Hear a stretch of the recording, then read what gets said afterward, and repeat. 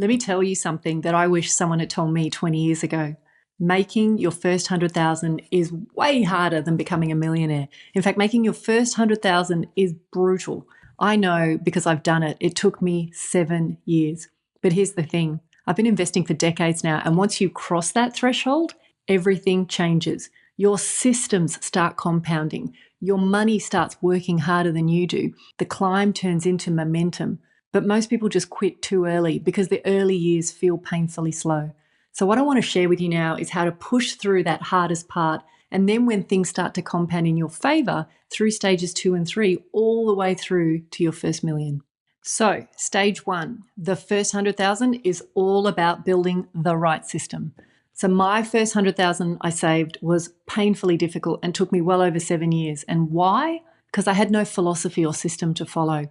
I was a migrant who came to Australia with parents who had little more than a few suitcases. I barely dreamt about moving out of government housing, let alone building any wealth. Saving 5 figures, let alone 100,000, was kind of like saying, let me climb Mount Everest. And even after I graduated university and got my first job as an accountant with Deloitte, I was really, really bad with money. And I remember fantasizing about buying a Pajero 4-wheel drive. That was my dream car. But at the time, even that seemed out of reach. And I wasted years messing around with different money systems, but most of them just relied on sheer willpower and discipline. And let me tell you, that just doesn't work over the long term. So let's talk about the reality of that first 100,000. If you saved $100 a week at an 8% return, it's going to take you just over 12 years to reach 100,000. If you could push that to $200 a week, then you can get there in about 7 years. $300 a week and you're there in 5 years, which is faster than me. Perhaps you even start smaller and then ramp it up over time. But most people don't get there because they burn out, they get impatient, or they never find a system that works for them. So what does matter at this stage? Number 1, building the right money system. I'm happy to share mine with you if you're interested. Frankly, I hate budgeting, so if that's you, it could be helpful.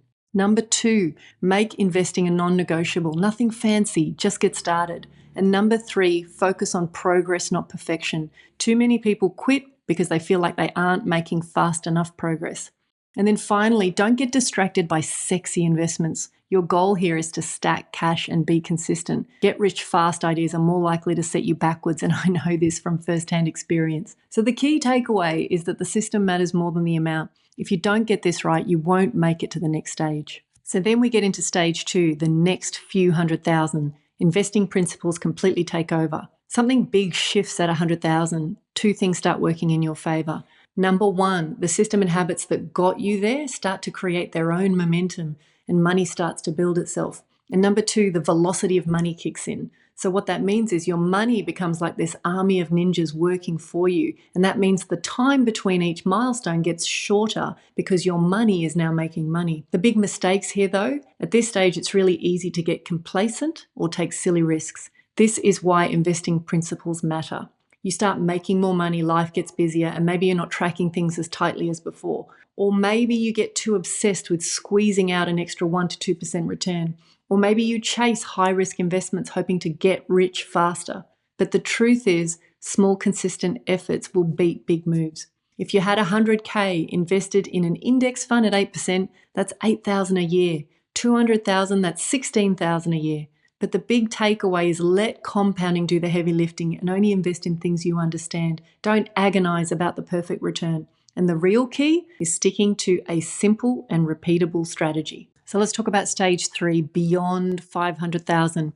Money psychology and risk management becomes everything. This is where wealth really starts to take off. And I learned lessons here the hard way. For almost 3 decades, I've been investing, and I've realized that wealth building is a lot like watching paint dry. It's slow, it's boring, it feels like nothing's happening. And then suddenly one day you look back and everything has shot up. So at this stage, your net worth starts to climb fast. But this is where most people mess up. Some get too distracted by life, or their money beliefs start to sabotage their efforts. Perhaps they become afraid of losing money, or they agonize about not being where they want. Others get too aggressive, chasing the next hot trend. The real key at this stage is managing your emotions.